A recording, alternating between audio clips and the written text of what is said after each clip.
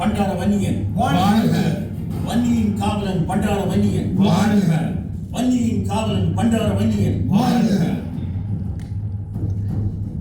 அமருங்கள். இன்று வன்னி நாட்டின் பொன்னான நாள். வரலாற்றிலேயே பொன்னெழுத்துக்களால் பொறிக்கப்பட வேண்டிய நன்னாள். ஒல்லாந்தன் படைகளை வன்னி நாட்டில் புகவிடாது ஓடோட விரட்டி அடித்து வன்னியின் மானம் காத்து பெண் குலத்தின் ஒளிவிளக்காக எம் எல்லோர் மனங்களிலும் நீங்காத இடத்தை பிடித்துக் கொண்ட மங்கையர் திலகம் வீரவன்னிச்சியின் நினைவினால் நாம் எல்லோரும் சற்று நினைவு கூறுவோம். ஓ புவியழகனா, உமது வீரவணக்க காவியத்தை காதார கேட்டு பெரும் மகிழ்ச்சி அடைந்தேன். மானமுள்ள வன்னித்தமிழின் வீர உணர்வையும் இளம் வயது துடிப்பையும் உமது புலமையில் காண்கின்றேன். உமது சொல்வீச்சுடன் வாழ்வீச்சில் இருந்தால் இந்த வன்னி மண்ணின் மதிப்பு இன்னும் பல மடங்காக மாறிவிடும். மன்னா, வன்னியின் காவலர், தங்கள் வாயால் என் புகழ் கேட்டு இன்முகம் கொண்டேன். தாங்கள் கூறிய ஒவ்வொரு வார்த்தைகளும் என் மனதில் பதிந்துள்ளது. சமயம் வரும்போது நிச்சயம் செயற்படுவேன். என்று வீரவன்னிச்சி வீரம் விதைத்த நன்னாள் மட்டுமன்றி என் அன்பு தங்கை நல்ல நாச்சானின் பிறந்த நாளும் கூட. ஆஹா, என் மனம் மிகவும் பூரிப்படைகின்றது. இன்று முதல் புலவர் புவியழகன் எமது அரண்மனை கவிராயராக இருப்பார். இந்த நற்செய்தியை மிக்க மகிழ்ச்சியுடன் அறிவிக்கின்றேன். நன்றி மன்னா. மக்கள் மனமறிந்து வாரி வழங்கும் மன்னா, உன் மனம் அறிந்துதான் மழை பொழிகின்றது, அறுவடை பெருகுகின்றது. இதையெல்லாம் பார்த்துத்தான் எம் போன்ற புலவர்களின் கவிமழை பொழிகின்றது. மக்கள் உன்னை வாழ்த்த, நீ எமை வாழ்த்த, நாம் உம்மை பாவலரால் வாழ்த்துகின்றோம். ஆஹா, இளமையில் முதிர்வான வார்த்தைகள். உமது எழுத்தாணி மட்டும் பேசவில்லை புலவரே, உமது வார்த்தைகளில் கூட கவியால் ஓடுகின்றது. நல்ல நாச்சானுக்கு ஆசிரியராக இருந்து நல்ல தமிழை கற்றுக் கொடுக்கும்படி உம்மை வேண்டிக் கொள்கின்றேன். நல்லது மன்னா, நிச்சயம் என் பணி நல்லதாக அமையும். மன்னா, எனக்கு ஒரு சந்தேகம். சந்தேகமா? உடனே கேட்டுவிடும் அமைச்சரே. புலவர் புவியழகன் தோற்றத்தில் அரச குடும்பத்தவரின் அம்சங்கள் தான் தெரிகிறது. பொறுத்திருந்துதான் பார்ப்போம். எதற்கும் நாம் கலவரம் அடைய தேவையில்லை. அண்ணா, நாட்டு மக்கள் சிலர் மேட்டுப் பூமியில் பயிர் செய்து நட்டமடைந்துள்ளார்கள். அவர்களுக்கு நிவாரணம் வழங்க உங்கள் ஆணை வேண்டும். பண்டாரவன்னியன் ஆட்சியில் பஞ்சம் பசி என்ற சொல்லுக்கு இடம் இருக்கக்கூடாது. நிவாரணத்தை உடனடியாக வழங்குங்கள். ஆகட்டும் அண்ணா. காக்கவன்னியனின் அட்டகாசம் கூடிவிட்டது. எமது மக்கள் துரோகிகளால் கொள்ளையடிக்கப்பட்டு துன்புறுத்தப்படுகின்றார்கள். அது மட்டுமல்ல, வருமானமற்றவர்களிடம் வரி அரோடுகின்றார். நாளுக்கு நாள் மக்களின் முறைப்பாடு கூடிக்கொண்டே போகின்றது. இந்த பண்டாரவன்னியன் ஆட்சியில் கொலைகாரர்களுக்கோ கொள்ளைக்காரர்களுக்கோ இடமே கிடையாது. காக்கிவன்னியன் ஆழம் தெரியாமல் காலை விடுகிறான். தம்பி, உடனே ஆள் அனுப்பி காக்கவன்னியரை வரை சொல். எதையும் முளையிலேயே கிள்ளி எறிய வேண்டும். யாரங்கே? உடனே காக்கவன்னியனை மன்னர் அழைத்ததாக சொல்லி அழைத்து வா. அண்ணா, வன்னி நாட்டை வீரம் விளைந்த மண்ணாக மாற்றினீர்கள். இதை காக்கவன்னியினால் பொறுக்க முடியவில்லை போலும். உண்மைதான் தம்பி. இது தமிழர் பரம்பரையில் வளர்ந்து விட்ட கொள்ளை நோய். நாம் ஒல்லாந்தரை புறமுதிட்டு ஓட பண்ணியது பெரிதல்ல. இதுதான் இப்போது பெரிய பிரச்சனை. அரசு ஒல்லாந்தரலும் பார்க்க ஆங்கிலேயர் மண்ணாசை பிடித்தவர்கள். எம்மில் உள்ள பலவீனங்களை ஆயுதமாக்கி எம்மை அடிமைப்படுத்த முயலக்கூடும் அல்லவா? வன்னி ராட்சியம் எமது பாரம்பரிய சொத்து. மக்கள் பலமும் படைப்பலமும் எம்மிடம் இருக்கும் வரை எவரும் தாளாட்ட முடியாது. நீங்கள் கூறுவதில் எந்த ஐயமும் இல்லை. ஆங்கிலேயன் ஒரு நாட்டையும் அல்லவா தன் கட்டுப்பாட்டுக்குள் கொண்டு வர துடிக்கின்றார். அரசே, பிரதிக்னோத் என்பவன் தற்போது தேசாதிபதியாக இருக்கின்றான். அவனின் நோக்கமெல்லாம் நாட்டை பிடிப்பதுதான். அது மட்டுமா, ஒராளுமே பிடிக்க முடியாத கண்டியை பிடிக்க பெரும்படையை தயார் செய்கின்றார். இந்த நேரத்தில் தான் எமக்குள் ஒற்றுமை வேண்டும். இதற்கு ஏதாவது யுத்தியை கையாள வேண்டும். நாம் கண்டி மன்னனுக்கு படை உதவி கொடுத்து நோத்துக்கு பெரும் வீழ்ச்சியை கொடுக்கலாம் அல்லவா? சரியான யோசனை. எப்படியாயினும் நோத்தின் நோக்கம் நிறைவேறக்கூடாது. ஆக வேண்டியதை தாமதம் காட்டாது உடனே செய்யுங்கள் தளபதியாரே. உத்தரவு மன்னா. மன்னா, வணக்கம். காக்கேவன்னியன் மகாராசாவிடமிருந்து தூதுவனாக வந்துள்ளேன். ஒளியன் குடும்பி சும்மா ஆடாதே. என்ன அந்த விஷயத்தை கூறு. எங்கள் மன்னர் தங்கள் ராஜ்யத்துடன் நட்பு வைக்க விரும்புகின்றார். தங்களின் வீர தீர குணங்கள் அனைத்தையும் பிடித்தமையால் 2 ராஜ்யங்களுக்கிடையும் நெருங்கிய தொடர்புகளை ஏற்படுத்த விரும்புகின்றார். தூதுவரே, வெளிப்படையாக விடயத்துக்கு வாரும். ஏற்கனவே உங்கள் மன்னர் மக்கள் மத்தியில் புகுந்து செய்யத்தகாத காரியங்களை செய்துள்ளார். நாம் நம்முள் ஒற்றுமையைத்தான் விரும்புகின்றோம். சரி, விடயத்திற்கு வாரும். அரசே, காக்கேவன்னியர் இன்னும் திருமணமாகாமல் இருக்கிறார் என்றால் அது உங்கள் தங்கை இளவரசிதான் காரணம். என்ன தூதுவரே, பீடிகை போடுகின்றீர்? உங்கள் தங்கையை எம் மன்னருக்கு திருமணம் செய்து வைத்தால் 2 ராஜ்யங்களும் இணைந்து பலத்துடன் விளங்கும் என்பது மன்னர் அபிப்பிராயம். சரிதான். ஆனால் இது என் தங்கையின் வாழ்க்கை பிரச்சனை. உடனே எப்படி பதில் கூற முடியும்? தங்கையின் அபிப்பிராயத்தை கேட்டு அதன் பின் ஒரு முடிவை தெரிவிக்கின்றேன். உங்கள் தங்கை உங்கள் சொல்லை தட்ட மாட்டாள் என்பது மன்னர் அபிப்பிராயம். ஆகையால் நீங்கள் அந்த செய்தியுடன் போகிறேன். எந்த புற்றில் எந்த பாம்பு இருக்குமோ ஆழம் அறிந்துதான் காலை விட வேண்டும்.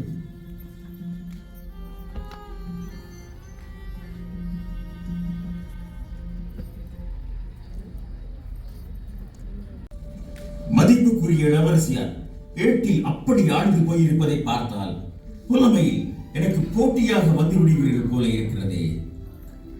சங்க இலக்கியங்கள் போன்ற சகல தமிழ் இலக்கியங்களை கற்றுணர்த்திய தங்களை நான் எப்படி மிஞ்சி போக முடியும்?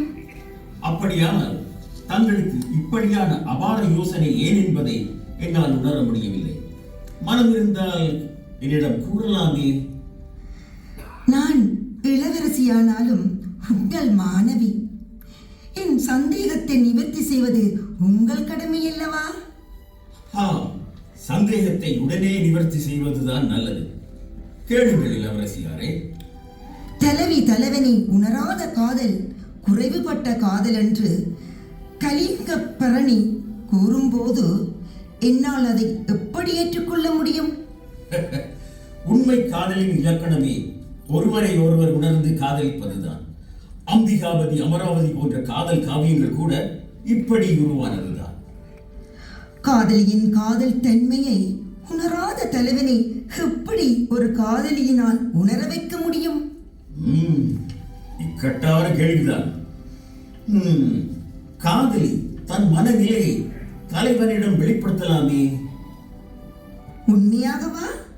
ஆம், உண்மைதான். இதில் தப்பில்லை. நான் நான் உங்களை மனப்பூர்வமாக காதலிக்கிறேன். என்ன இளவரசி? நான் என் தலைவன் நீங்கள்தான். மனத்தால் காதலனாக உங்களை ஏற்றுக்கொண்ட நான் இனி வேறொருவருக்கு என் மனதில் இடம் கொடுக்க மாட்டேன். இது சத்தியம். ஆனால் இளவரசி, என்னால் இதை எப்படி? இனியும் என்னை இளவரசி என்று அழைத்து என் மனதை நோகடிக்காதீர்கள். பெயர் சொல்லியே அழையுங்கள். மன்னர் இதை அறிந்தால் பின்னாகும். சாதாரண ஒரு பெண் செய்ய வேண்டியதையே நானும் செய்தேன். அண்ணா ஒரு நாளும் என் எண்ணத்திற்கு மாறாக நிற்க மாட்டார். நீங்கள் பயப்பட தேவையில்லை. வன்னி நானும் மன்னனும் ஏமாந்திருக்க இளவரசி கேவலம் ஒரு ஏழை புலவுடன் காதல் சொல்லாகுமா? காக்கியவனியே, நீ கூறியவர்கள் யாரும் ஏமாறவில்லை. நீ தான் ஏமாந்து இருக்கிறாய். எங்கள் உத்தரவில்லாமல் எப்படி இங்கே வந்தாய்? புகை போகாத இடமெல்லாம் புகுந்து வந்தவன் தான் இந்த காக்கவன்னியன். நல்ல காலம் மாசுபட்டவளை என் தலையில் கட்ட பார்த்தான் பண்டாரவன்னியன். என்னை எது வேண்டுமானாலும் கூறு. ஆனால் இளவரசியையோ பண்டாரவன்னிய மகாராசாவையோ பழிபோடாதே. வாயேந்த மக்கில்லாமல் எழுத்தாணி ஏந்தும் வேடியே, உனக்கு வாய் சொல்தான் தெரியும். உன் தகுதிக்கு இளவரசி மீது காதல். மானம் கெட்டவனே, நெஞ்சிலே உரமும் வீரமும் உள்ளவன் தான் வீரன். உன் போன்று எழுதி பிழைப்பவன் எம்மிடம் கையேந்தி பிழைக்கும் பரதேசி கூட்டம். என்ன சொன்னாய்?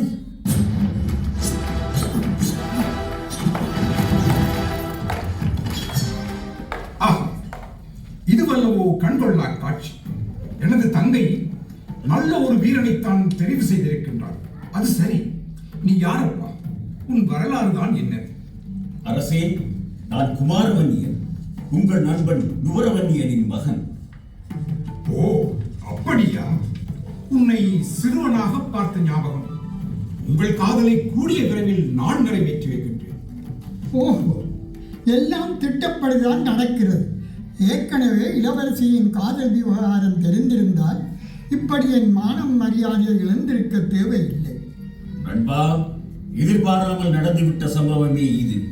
நடந்ததை மறந்து எமது பொது எதிரியான வெள்ளையரை நாம் வெற்றி கொள்ள வேண்டும். உண்மையான பேச்சு. இதுதான் பண்பும் கூட.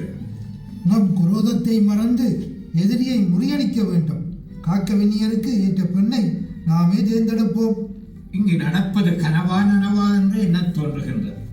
இருந்தும் அடிபட்ட காக்கவன்னியன் எமக்கு எதிராகவும் செயற்படலாம். அதில் சந்தேகமே இல்லை. காக்கவன்னியன் தருணம் பார்த்து நிச்சயமாக எமக்கு எதிராக இயங்குவான். எனவே அவனது நடவடிக்கைகளை கண்காணித்து தகவல் அனுப்பும்படி எமது உளவு பிரிவிற்கு அறிவித்து விடுங்கள். ஆகட்டும் அண்ணா.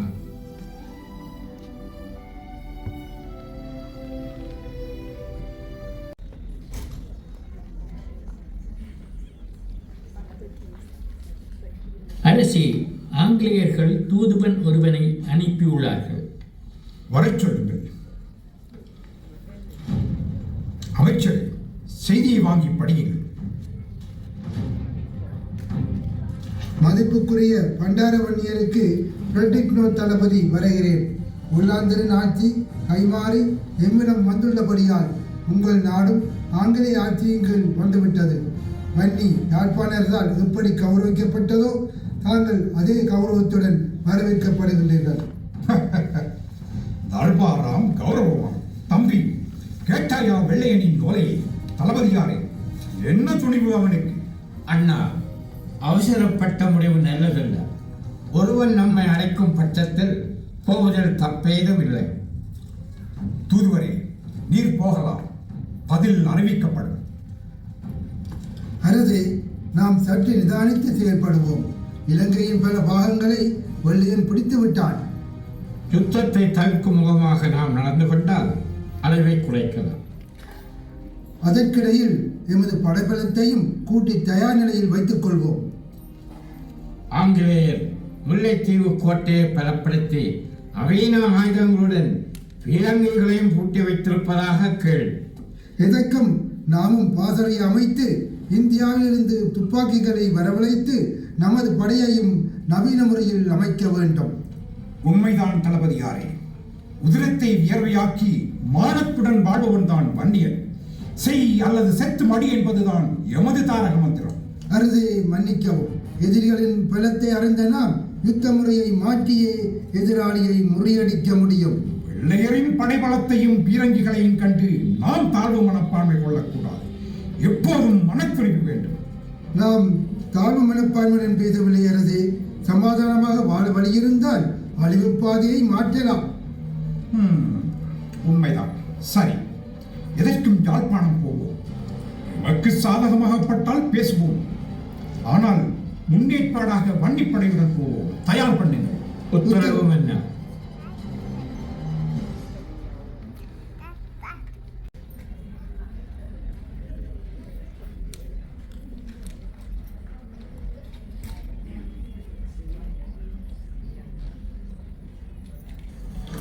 மிஸ்டர் தீபக், என்ன திமிர் இந்த பண்டார வன்னிக்கு? தூது அனுப்பினோம், கேப்பனல்ல. நோ தேசாதிபதியை அவமதித்தது நமது பிரிட்டிஷ் சாம்ராஜ்யத்துக்கு பெரிய அவமானம். Yes I know. அது மட்டும் அல்ல, ரொம்ப பிடிவாதக்காரன் என்று கேள்விப்பட்டேன். அதோடு இப்போ காக்கவன்னியனை பயிற்சிட்டு தானோ? நான் சற்று யோசிக்க போதும். எதற்கும் காக்கவன்னியனை கால் பண்ணி காக்கா பிடிக்கணும். ஏற்கனவே இந்த பண்டார வன்னியன் முல்லைத்தீவு கோட்டையை பிடித்து ரொம்ப திமிராயிருக்கான். அவனை வழிக்கு கொண்டு வர காக்கவன்னியனைத்தான் பயன்படுத்த வேணும்.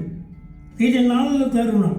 அவனை கூப்பிட்டு ஆசை பார்த்து காட்டி நம்ம திட்டத்துக்கு இசைய வைக்கணும். இதை பற்றி நோட்டுக்கும் செய்தி அனுப்பியிருக்கிறேன்.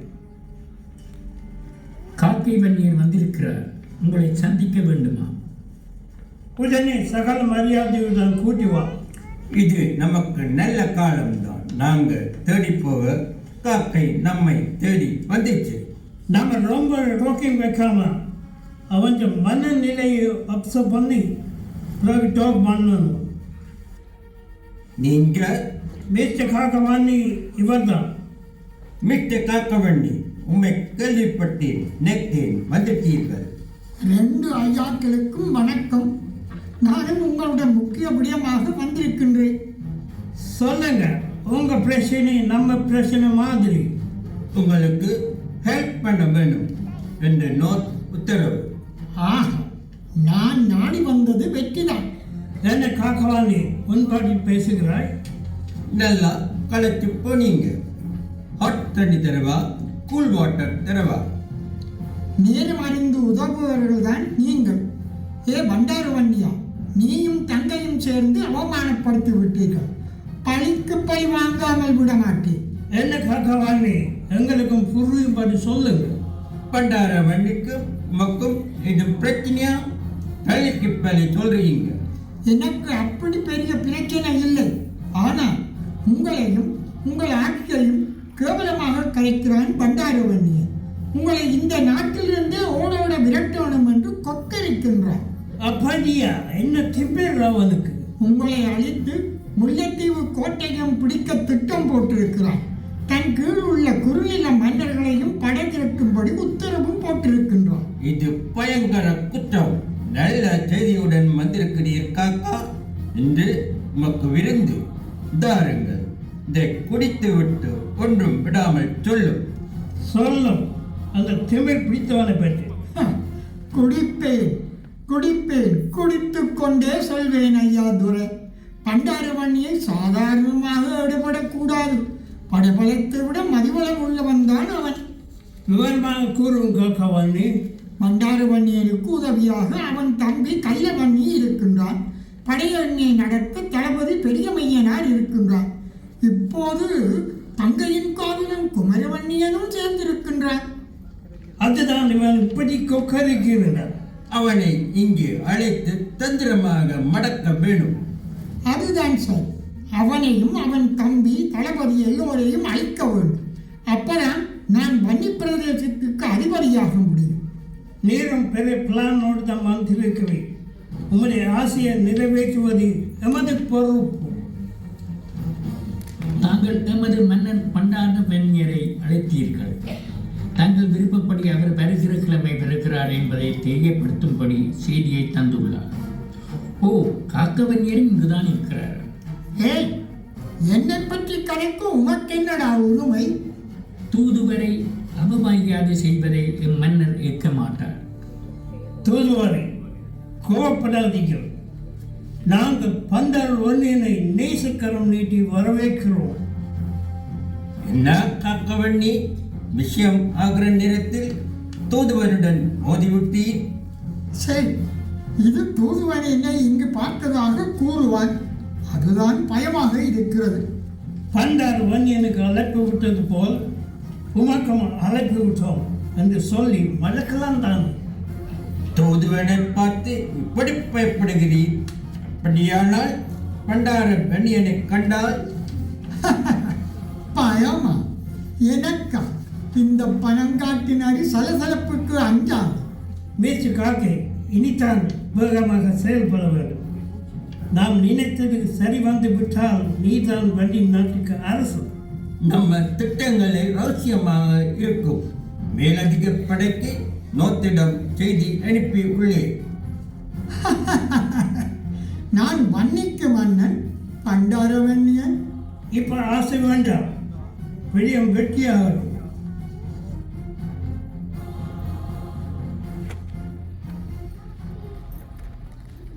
பரிவாரங்களுடன் வருகிறார். பொல்லாது புலியின் குகையை நோக்கி வருகின்றது.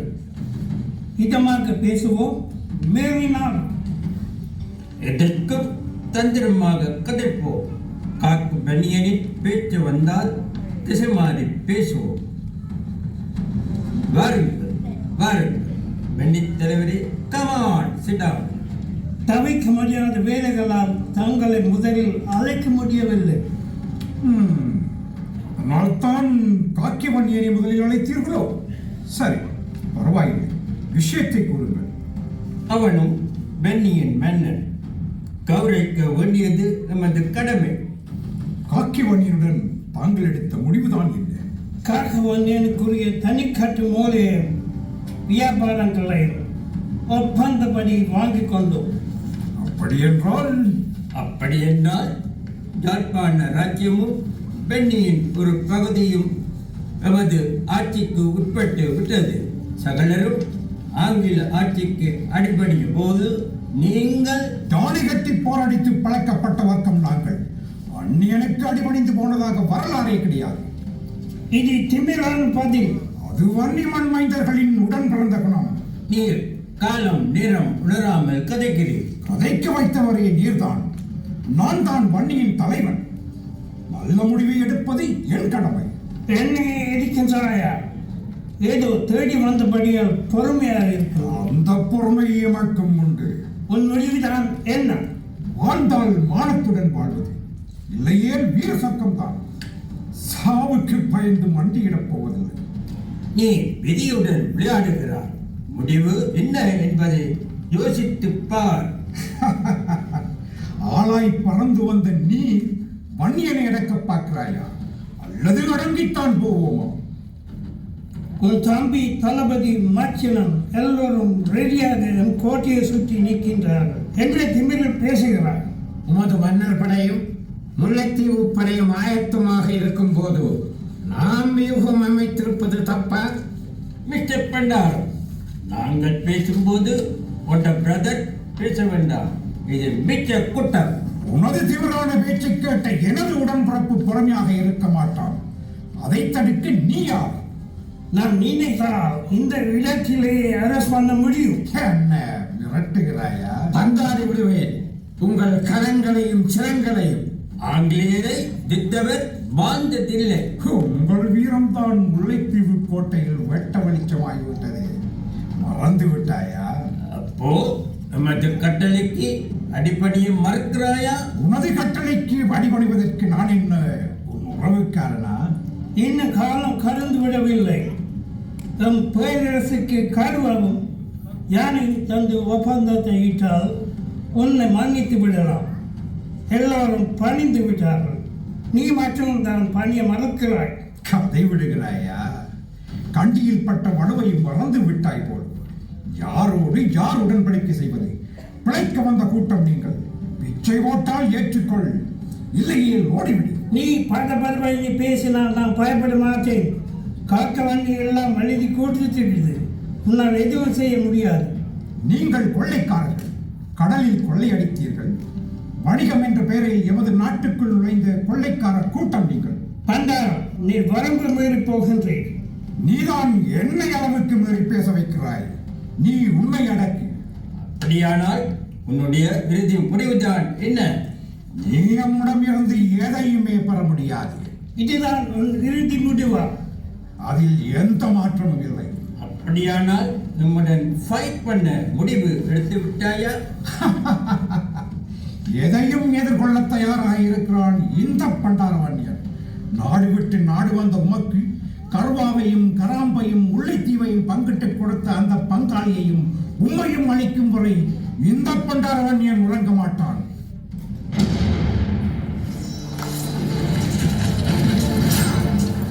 நன்றி கெட்டவனே, நட்பு தூதுவை அழைத்து நயவஞ்சகம் புரியும் உன்னையும் உனது கூட்டத்தையும் என்ன செய்கின்றேன் பார்.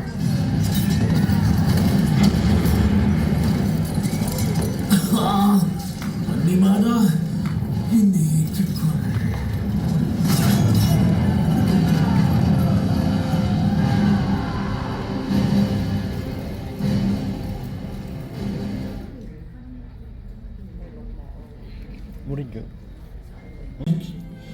மரணக்கொழுத்தை அல்லவா காட்டிவிட்டேன். குமாரவன்னியா, உன் வீரத்தை எப்படி போல்வேரடா? உன் உயிரை கொடுத்து என் உயிரை மீட்டெடுத்த வீர விலங்கையை உன்னை வஞ்சித்துக் கொன்ற ஜுவலை பழிக்கு பழி வாங்காமல் விட மாட்டேன். இது சத்தியம். அண்ணா, மின்னல் போல் தோன்றி உதவிய மைத்துனரின் வீரத்தை அம்மாள் என்றுமே மறக்க முடியாது. யாழ்ப்பாணம் போகும்போது வீராவேசத்துடன் போன நாம் எமது பொக்கிசம் குமாரவன்னியனை இழந்து நிற்கின்றோம். என்னால் தாங்க முடியவில்லை. அண்ணா, எங்கே என் காதலர்? ஏனண்ணா மௌனம்? சொல்லுங்கள் அண்ணா. தங்கையே, என் அன்பு செல்வமே, வீரவேங்கியாய் பாய்ந்து பரங்கியரின் தலைவனை பந்தாடிய குமாரவன்யன் என் உயிரை காப்பதற்கு தன்னுயிரை தியாகம் செய்து விட்டான். அம்மா, தியாகம் செய்து விட்டான். என்னை விட்டு போய்விட்டாரா? என்னை விட்டு போய்விட்டாரா?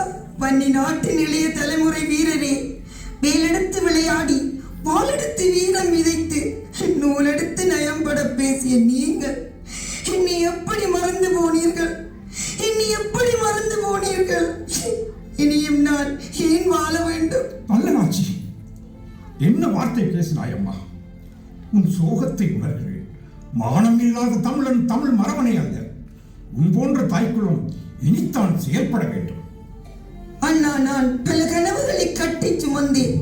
நானும் அவரும் இணையாக இருந்து வன்னி நாட்டுக்கு எத்தனையோ செய்ய வேண்டும் என்ற என் கனவெல்லாம் கலைந்து விட்டது அண்ணா. என் கனவெல்லாம் கலைந்து விட்டது அண்ணா.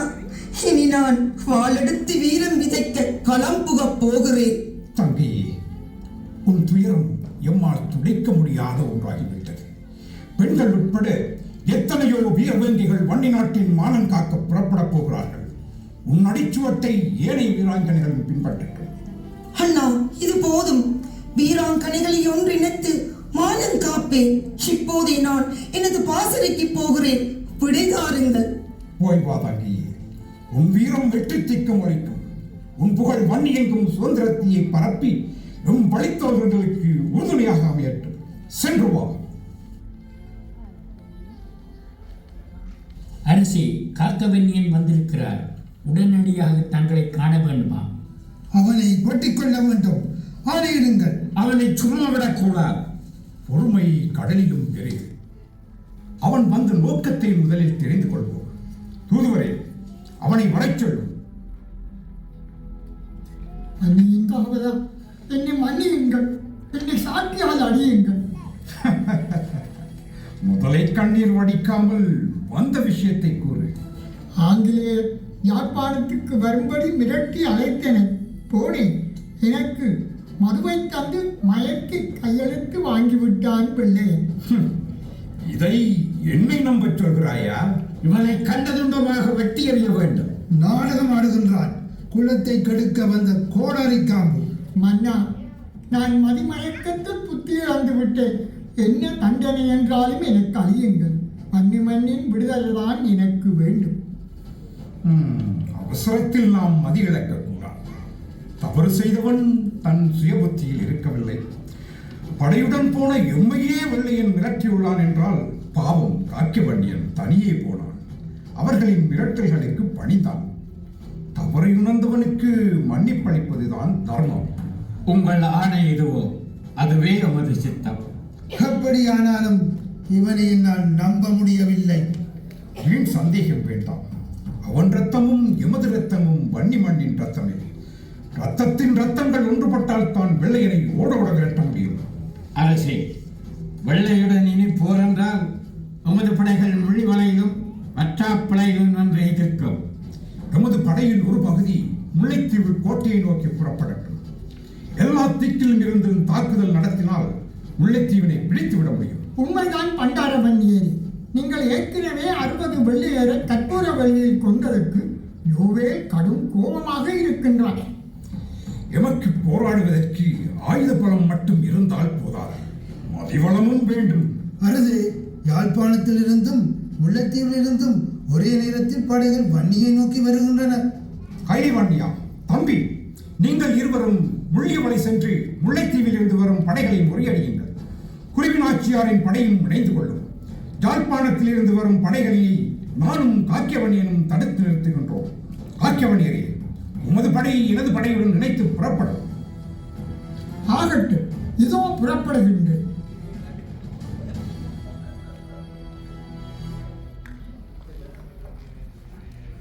பல வெள்ளியரை பந்தாடி விட்டீர்கள். இதனால் எட்வின் மெர்கின் தனது படையை முல்லைத்தீவை நோக்கி நகர்த்துகின்றான். ஓ, முல்லைத்தீவு கோட்டையை மீட்டுவிட்டால் வன்னியை அடிபணிய வைக்கலாம் என்று பகல் கனவு காண்கின்றான். முட்டாள். ஆமாம், உங்கள் வீரத்தை பற்றி அறியாமல் கொட்டம் அடிக்கின்றான். காக்கியவன்னியரே, முல்லை சமரில் இளவரசி இறந்து விட்டாள். வேறு செய்தி ஒன்றும் கிடைக்கவில்லை. கவலைப்படாதீர்கள், நான் உங்கள் பக்கம் நின்று வெள்ளையரை ஓடோட விரட்டுவேன். என் இறுதி மூச்சுள்ளவரை எவனாலும் வன்னிமண்ணை அடிமைப்படுத்த முடியாது.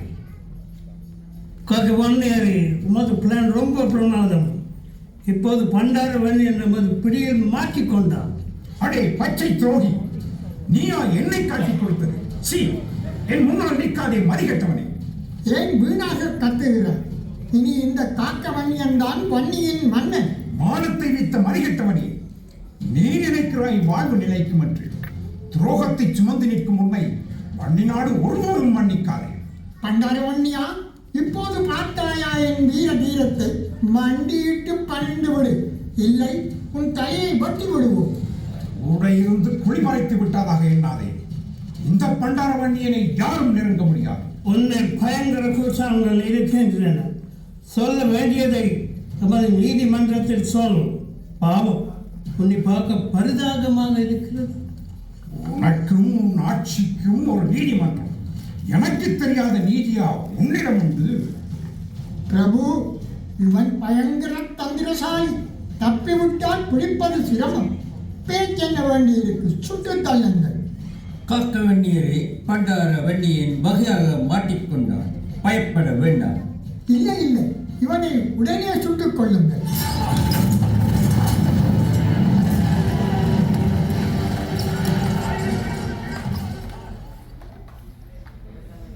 என்னை மீட்டெடுத்த என் அன்பு தம்பியையும் கைலை வன்னியனையும் என்னால் எப்படி மறக்க முடியும்? தோளோடு தோள் நின்று வெள்ளையனை விரட்டி அடித்த வீர வேண்டிகளை என்னை தனியே விட்டு வீர சொர்க்கம் போனீர்களா? காட்டிக் கொடுத்தான் காக்கி வன்னியன், மானம் காத்தான் பண்டார வன்னியன் என்று வரலாறு கூறும். தம்பிகளே, இனியும் இந்த பண்டார வன்னியன் ஓயமாட்டான்.